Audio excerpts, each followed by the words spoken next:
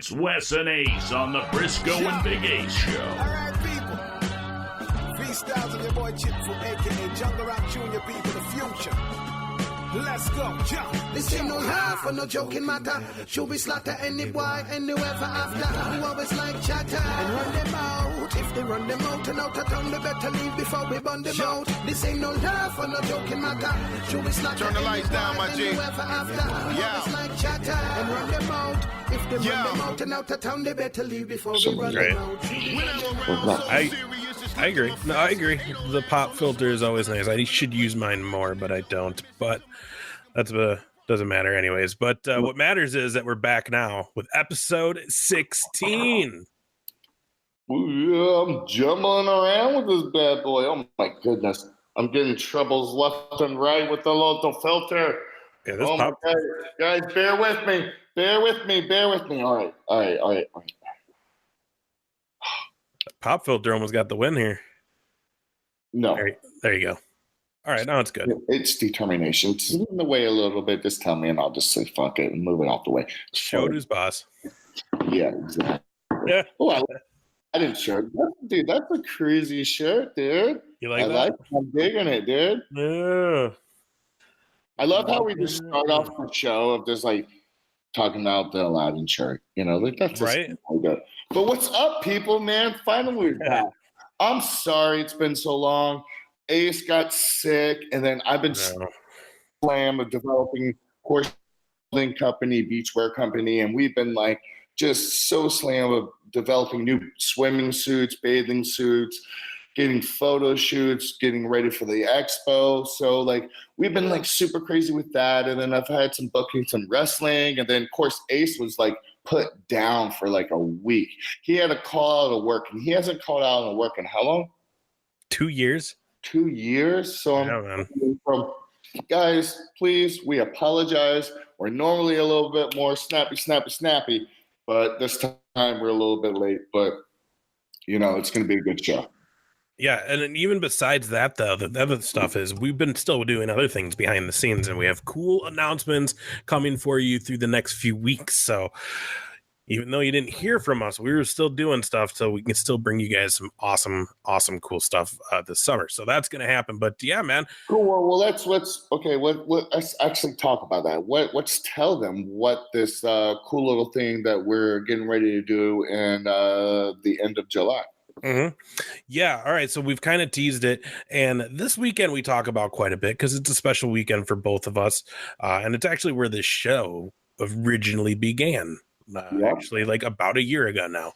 So July 26th. Actually, to pause you, it would be like 2 years because that's when we met each other. We met that bond, and we became good friends, and then that's it. So sorry, a little backstory, guys. Yeah, man. So hey, just a little funny thing. I gave them a podcast of me in the hot tub. Yeah. Yeah. Dude, I should try to find that. I don't even know if I have that audio anymore, but yeah, that was first ever interview together in a hot tub, and it was interesting. What was that? That was about 2 years ago. 2 years ago, we had a hot tub full of hot chicks and a couple fans. Yeah, it was a good time, and now it has snowballed to this, and we've never been in a hot tub since. I don't know. They shut I've been in some hot tubs, but not with you. Well, they shut that one down after that weekend. Oh, okay. So I don't know what that's all about. But yeah, anyway, so Waterloo, Iowa, July, I think it's the 25th through the 27th that weekend. If it's not exact, just look for those days of that closest weekend. It is the National Wrestling Hall of Fame National Wrestling Museum Hall of Fame induction weekend, the Pro Wing, the George Tragus Lou Thez Wing. It's their induction weekend. We're at this thing every year. I've been going for 5 years now. You've been there many, many years as well. It's just a really cool thing. And Troy Peterson does a great job, and everybody from the Wrestling Museum. And it's just, like Big Ace was saying, it's something that, like, once you start going one time, you're always going to go. It's a kind of an addiction just because you build up a relationship with all these wrestlers that you normally wouldn't get the chance to talk to, hang out with, because everything's so close. You're kind of like, you know, it's a small little town. You're all there.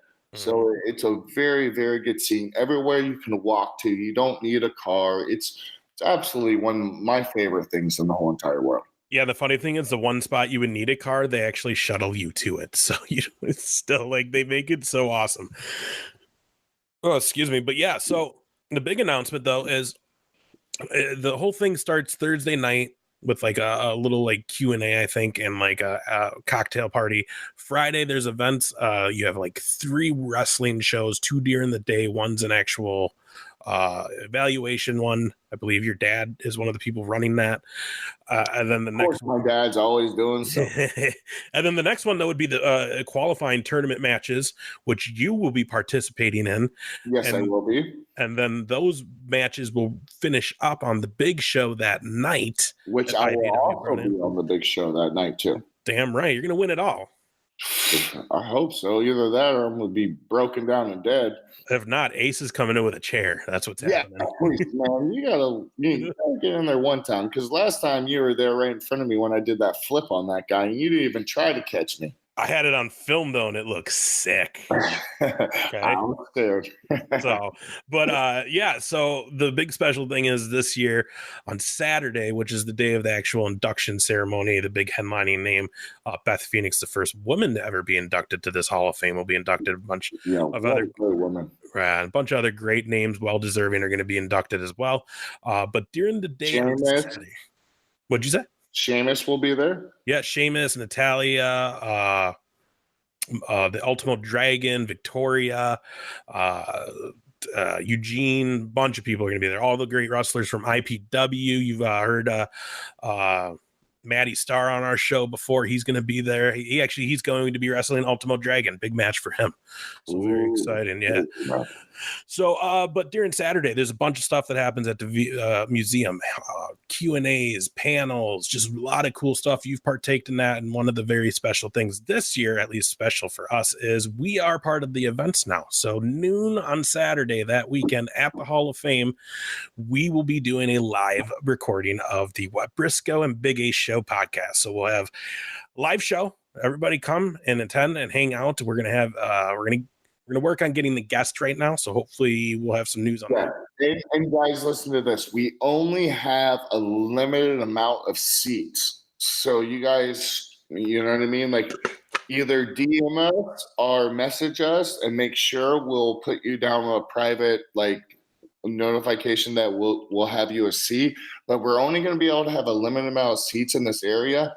And trust me, people have already been talking about it. And we are going to have some guests, and it's going to be pretty crazy. And it's definitely something that you want to make sure you check it out. But we're only going to have a limited amount of seats. So it's something that you want to message us and make sure that if you're definitely going to be there, we'll put you down and save you a seat.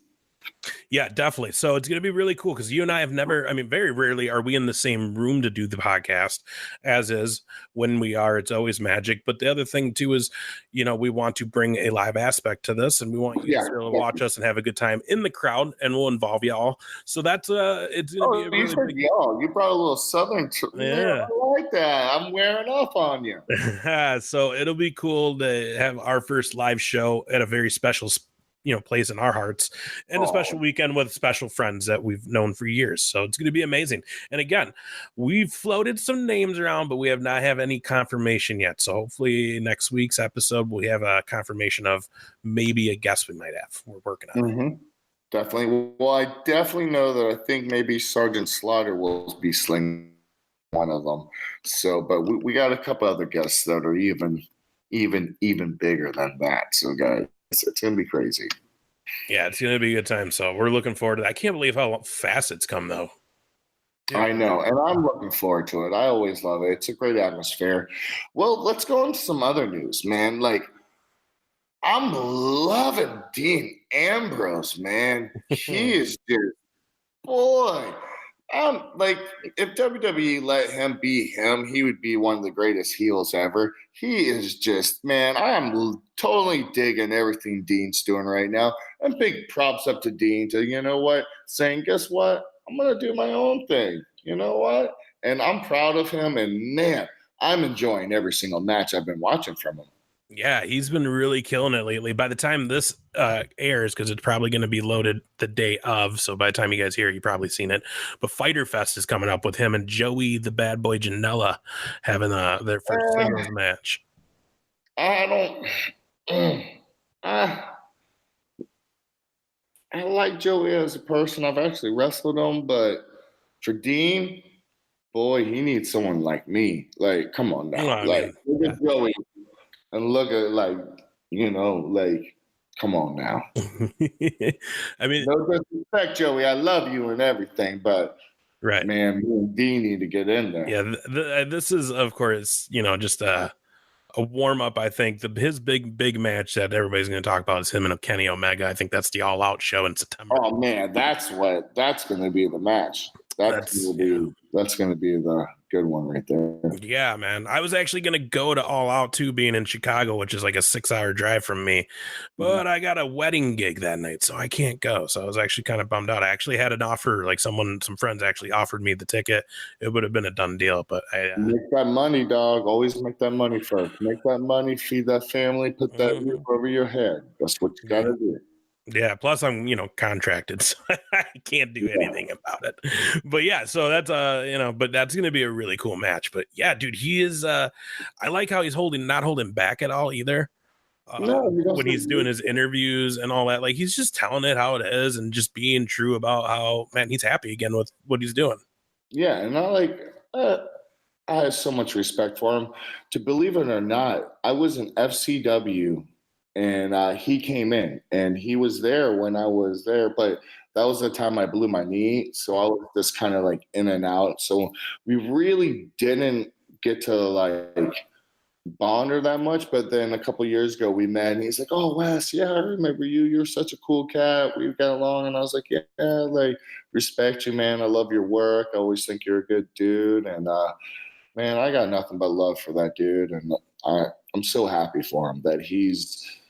Like anybody that can find their happiness and be able to pursue it and just like not be chained down anymore is probably like the coolest thing. And like, I never wish harm or bad things about anybody. So it makes me even more happier that a good guy like Dean is actually being able to live his life and not be chained down. Let him do what he wants to do. Yeah. And he's also been kind of the trailblazer as of kind of just this whole thing going on in professional wrestling, and especially when you talk WWE, as far as, they're saying that the numbers are crazy of talent who are kind of looking beyond WWE now. And, they're showing that there's other options now. So that's cool. But what do you think about this, though? Because AEW... I got to take a pause for a second. Oh.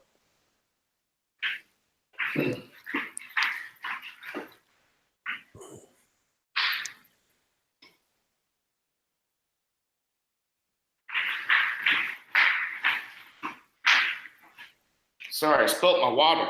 Oh, shit. Yeah. Tell me. Water damage, guys, man. Tell me you didn't get it on the computer. I got it. Drop on the screen. And... No. All right. We lost Wes. We'll see. I'll text him right now. We'll get him back on. There he is. There he is. We don't have to redo it, do we? No, we're good. We're good. You just hopped off for a second. I even said, I was like, I'm going to text him to jump back on, but you jumped right back on anyways. Hey, guys. Okay. I'm going to have to tell you right now, like, I'm not that good with computers. Like, and especially, I just, like, got this Apple, and I've always had PCs. So, like, having a PC for so long and going to an Apple computer has been, like, some of the stressfulest things in my life. I know you guys are, like, think it's pretty funny. But, like, while other people were doing computer stuff, I was out running miles to win state championships. I was playing football. I was doing other stuff. Like, and now I regret it. I wish I wasn't. I wish I was learning this computer stuff, because computer stuff goes a lot longer than any athletics, because this doesn't get you hurt.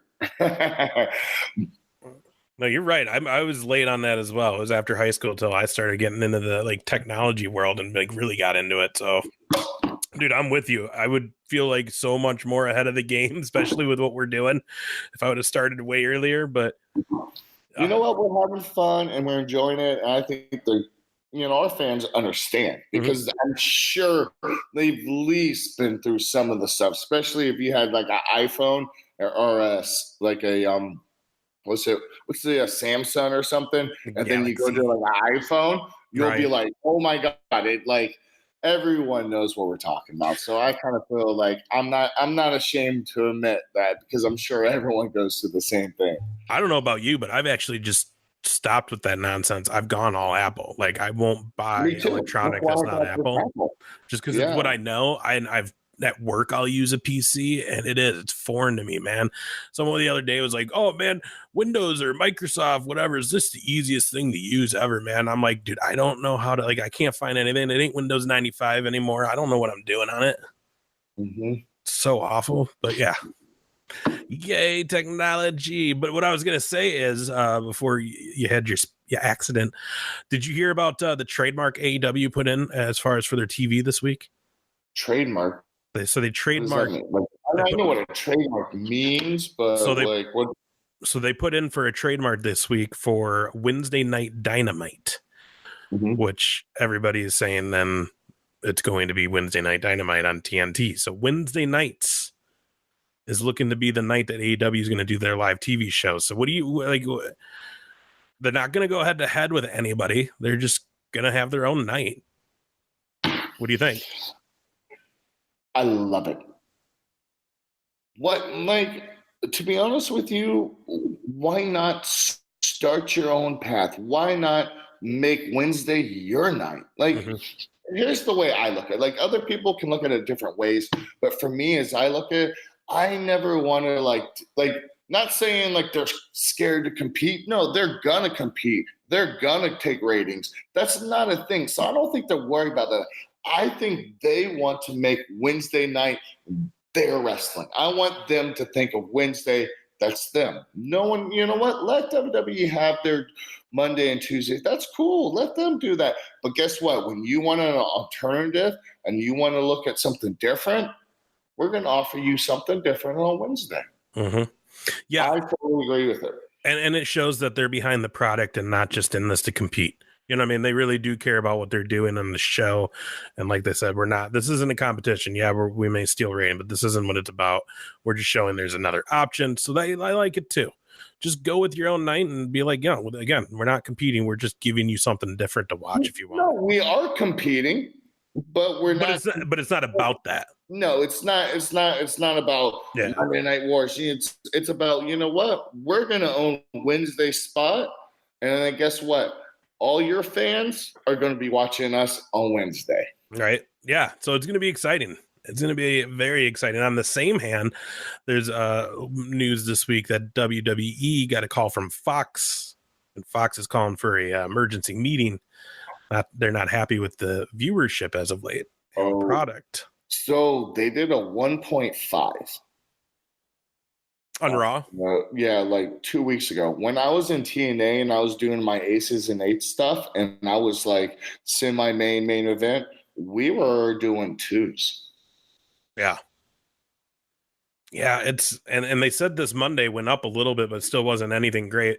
And then I guess Stomping Ground was pretty low numbers. Yeah, I heard that was not the best. Yeah, so it'll be interesting to see what happens because Fox is in it right now. Like they're concerned about what they just invested in. So it'll be interesting to see what comes out of that meeting. But then the other news too is that Paul Heyman will now be like the executive running Raw, and Eric Bischoff will now be the executive running SmackDown behind the scenes now officially. I think today. Whoa. Yeah, they will be directly answering to Vince, is what it's being reported right now. And Bruce Pritchard. Yeah, he's on creative and stuff, but when I was talking to my dad says that nothing goes through Vince before it goes through Bruce. Okay, and that could be, but that could be that is it. Yeah, but don't you, man? When Jerry Brisco tells something, what's up? Jerry Brisco tells what's up. Brisco knows what's going down in the world. Right. Yeah, no, but today that's who got hired. And so, I don't know. Good for him. Yeah, they said that Eric Bischoff too will do some talking with Fox as well to kind of see where they wanted to go. But man, to be honest with you, I always loved Eric Bischoff. I know a lot of people have hate for him, but man, he was so good to me. And like when I was in TNA, he really helped me out with my promos. He would help me out with my character. He would actually take time out with the talent, which not too many people that are like, let's say like super high up on the totem pole, like not saying wrestler wise, I'm talking about production, just right next to the boss 24/7.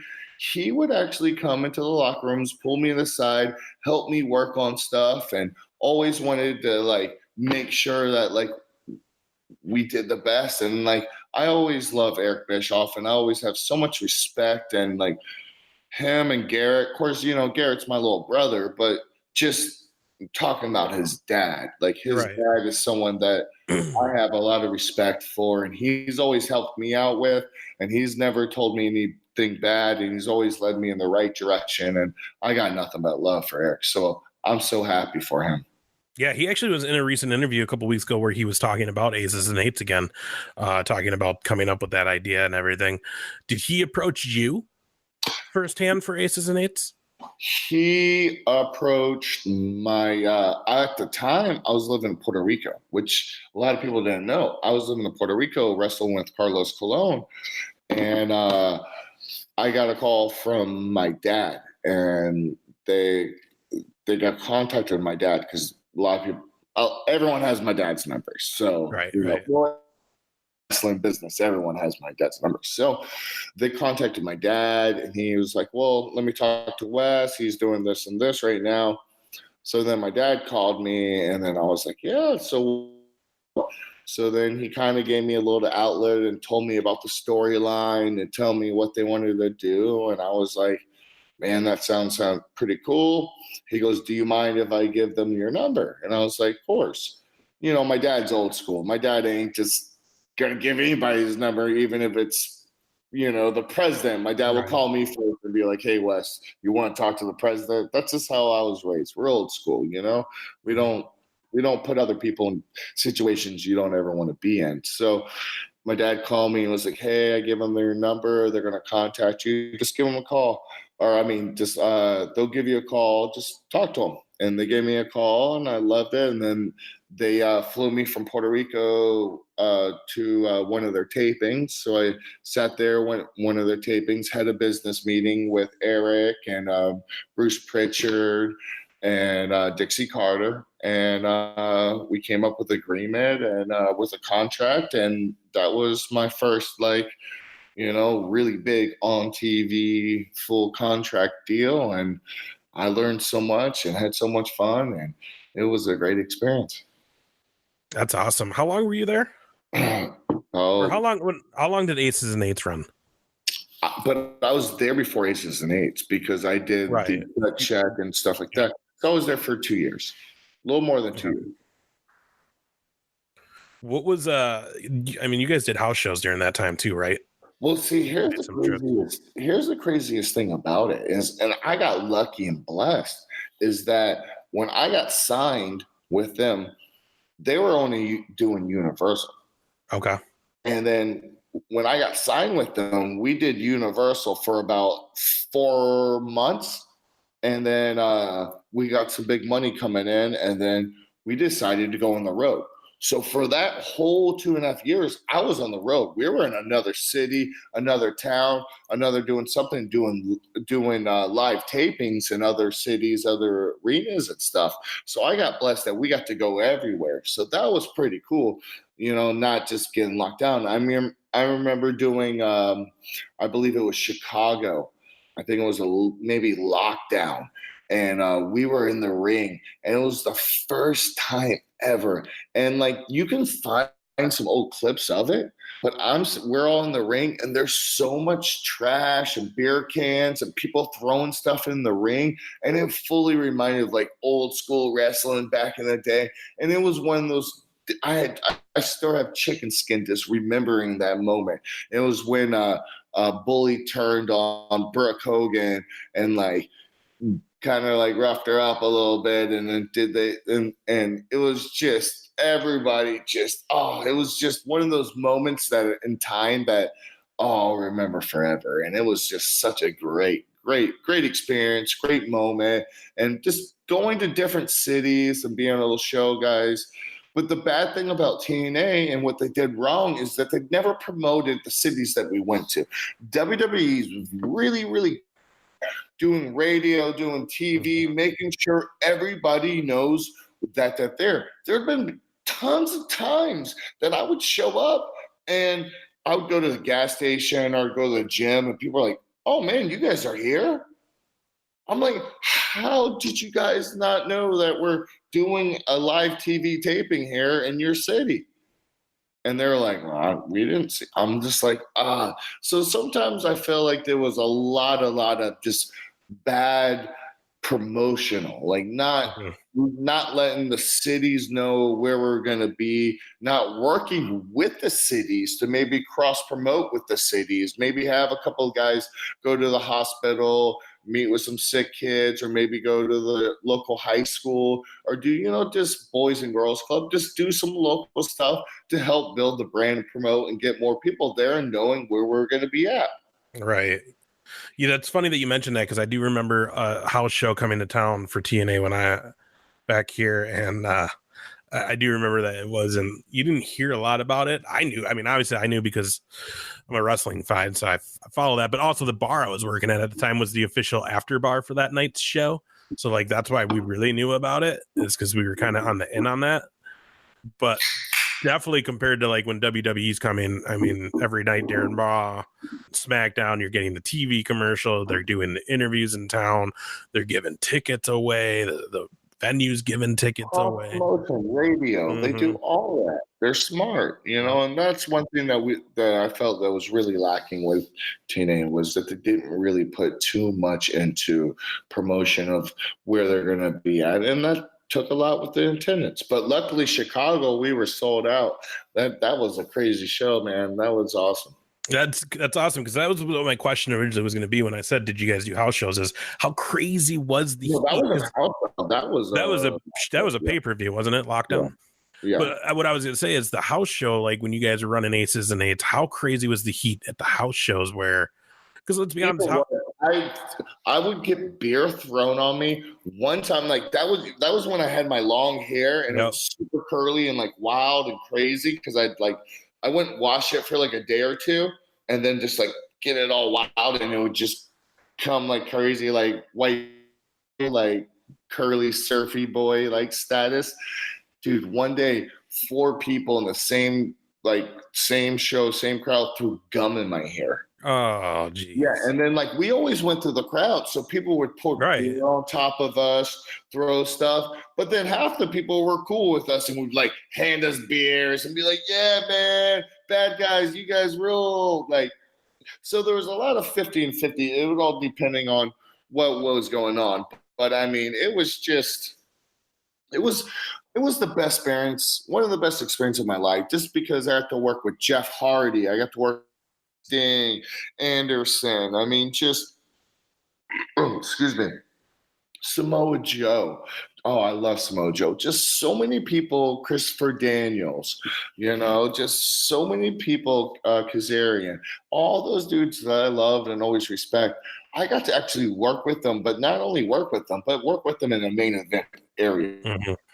When we were in Aces and Ace, we were always main event. Boy, we were always on top, man. We ran that show. When we were there, we were the bosses. Yeah, man. Aces and Eights was responsible for bringing me back to TNA for a period of time. You never had to do that. Did you ever? People told me that. It really was. And then it was, I do see where everybody says the likeness between that and the Shield. There's been people that said the Shield wouldn't have happened without Aces and Eights. Well, last time I said that, everyone gave us a bunch of shit about that. But I'm gonna be honest with you. Everything starts everyone copies someone. Yeah, Christian Edge came through the crowd. There was other Broders sometimes come through the crowd. Yeah, but we came through the crowd wearing a mask. We were a unit together. Like, it was, like, I'm not saying they copied us. I'm not saying anything because we copied.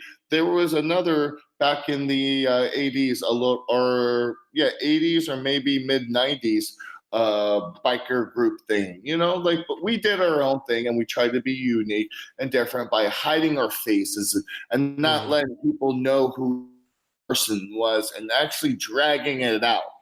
So that was the thing that we separated ourselves and made us different. We were all crazy, like we were all different. I'm all tattooed up. We got Luke Gallows that he's 6'8". We got, Garrett Bischoff, which, he's all tatted. And then, of course, we got our boy Big Mike Knox, which, holy moly, that dude's diesel. Then we got D'Lo Brown.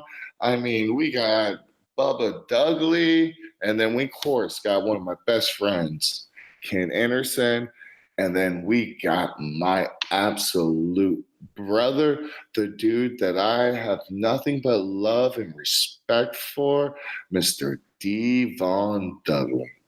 And guys, here's the thing, like, when I went to TNA, some people didn't really vibe with me because they were like, second generation coming from WWE. But Devon took me under his wing. Devon and Austin Aries took me underneath their wing, and I rode with them. They never made me pay for a hotel. They always made sure that I was taken care of. They always showed me the ropes. And that's something that, I'm always going to remember. And Austin Aries and Devon, and especially Devon. I mean, Devon helped me more in life situations, helped me deal with situations in the ring, deal with politics, deal with just – Devon is definitely my brother. Like, and when you ask Devon, any of you guys that are listening and run into him at a show or autograph signing and say, hey, what's your feelings about Wes Brisco? And he'll say nothing but love because we family right there. That's awesome, man. I mean, people will enjoy to hear that because that was a big period in wrestling too. Aces and Eights, TNA kind of put TNA back on the map, kind of got them going again. And again, the whole no face showing thing, it was just crazy. It was like, who are these guys? Oh my God. I'm going to tell you a little story behind that. Those masks sucked. Like, literally, so guys that like go out skiing, like snowboarding or skiing or out in the snow or ride motorcycles where it's cold, we were wearing those. So imagine doing a match and trying to breathe through that thing and not letting that thing come up and start doing full matches. It was insane. Like, sometimes I almost thought I would die because you would start hyperventilating, and then the mask would start going in your throat, and you're like, right. And you're trying to, that was tough. I'm telling you, that was tough. Yeah, I have the same problem just in winter here in Minnesota with the ski masks. Not on the ring, but in the imagine snow. Trying to wrestle Jeff Hardy with one of those. I'd rather not, sir, but that's awesome. My only other question with the TNA stuff was, I don't remember, were you there when you did the gut check? Was that still the 8-sided ring, or were they down to 4 then? 4. So did you ever have to do the 8-sided ring? Never. Just curious to see what that. Me too. I've never done it, so I would like to see like it was, but obviously it never really worked out. Yeah. Well, Impact's still going, not TNA anymore, but Impact's still going. And our good friend Brian Cage just made his big return this last week on Impact, so that was cool to see. Man, he was killing it on his rehab, man. Big ups for Brian Cage, man. He's looking great always, and what a great family man he is. And I'm looking forward to him, man. They need to it's time for him to like take that company over and show everybody, Yeah. He's got the talent, so I want to see it. What I heard, though, is you had some talent going on these last couple of days, just slaying some fish. Oh, baby. Yeah, we've done a lot of wrestling tonight, so I think let's end this on. I need to hear about this fishing trip because I took one 2 weeks ago. I got 2 bites, didn't catch a damn thing, and got like 3rd-degree sunburns. That was my fishing trip. So let's hear yours. Well, my fishing trip story was, so one of my best friends, back in the days when I was a professional wakeboarder, I used to teach this kid how to wakeboard. His parents would drop me off, and I was his like private coach when I was about like 19. He was like semi-pro, trying to do pro in the next year or 2. So I was training him and getting him ready to like, because I was pro at the time and doing all the pro contests. So we've been friends for well over, I can't even tell you how long, years. And it was his birthday, so we decided to go deep sea fishing. And he has a house down in Marathon Island in the Keys. Absolutely beautiful house on the water, has a boat. So we went out there, and we went probably about 25 miles offshore. We ran a couple of lines, instantly caught a tuna. Bam! Super excited. Oh, today's going to be awesome. Roll up this tuna, beautiful size yellowfin tuna. We're super excited. Get it all cleaned up, throw it in the boat, crack a beer, cheers. Yeah. Okay. Go to the next spot. Nothing. Go to the next spot. Nothing. Go to the 3rd spot. A couple. Get 1 bite. Oh my God. Pull 1 mahi in. Nothing. So at the point then, it's getting late. We're all like, oh, we've been on the boat for 6 hours at the time. We're like, man, maybe we should just call it quits. I look out to the horizon and I can see this like weed bluff. And mahi and a couple other predator fish, they hide behind, well, the little fish hide behind the weeds because it creates a little like barrier. So the bigger fish, it's harder for them to come get it. So I'm like, man, we should really try out the spot. I don't know. It's our last spot. Let's just try it out. So we come up and we pull up to the spot. The water's crystal clear. I can see down. I jumped in the water, which I don't know if I should have, because I jumped down. I could see probably down 100 feet, and we were in 780 feet of water. Jeez. Yeah. No thanks. No thanks. So we start throwing out these little bit of chum. All of a sudden, all these bait fish start running out. So we're getting excited. And next thing you know, my heart starts racing. A school of about 30 mahi come rolling up. And these boys were hungry. And then all of a sudden, we put our lines in, and it's on. 22 mahi. Damn. And we were throwing, and listen, guys, I was throwing mahi back. Like any mahi that I caught that was like, because right now you can catch any size mahi. There's not a lot of fish. Sometimes in Florida, you have limit sizes that you have to have a certain amount of limit. So like we were catching ones that were in limit, but they were just small, and I was throwing them back because we wanted the big boys. But yeah, we slayed it, caught so much fish, and had a blast for Danny's birthday. And it was just, oh, what a great experience. And then came home and, threw up this podcast, and now we're ripping it and getting ready for the next thing. And then I got a big USA Pro Wrestling this Saturday, Orlando, Florida. I'm wrestling the Pope. And I don't know if you guys done your history, but if you know your history with me and the Pope in TNA when I was in Aces and Eights, I was the one that shut the gate on Pope's leg, that broke Pope's leg, that put Pope out. Oh, shit. Blood match. No. Deep. It's deep. It's deep. It's deep. That's awesome. But you got anything else going on? Any other shows coming up that we need to let everybody know? I mean, besides Waterloo coming up July, again, I think it's 25th through the 27th is the dates on that, I believe. I believe that's the next one, and I got a couple other stuff that we'll talk about on the next episode. And thank you for everyone that's listening. Please like, share, tell your friends, hit the like button, leave a comment, tell us what you want to hear about. I'll tell you stories about TNA. I'll tell you stories about FCW. I'll tell you stories about just anything. just, guys, leave a comment. We're here for you guys, and we're just doing it because we love talking about wrestling. And of course, me and Big Ace are pretty much brothers, so we always enjoy getting to live chat and kind of it with wrestling with you guys, so you guys get to kind of hear our thoughts and our opinions about what we think about it.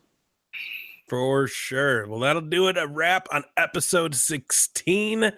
We will see you guys for an exciting episode number 17 coming down the line here. Oh, yeah. We out.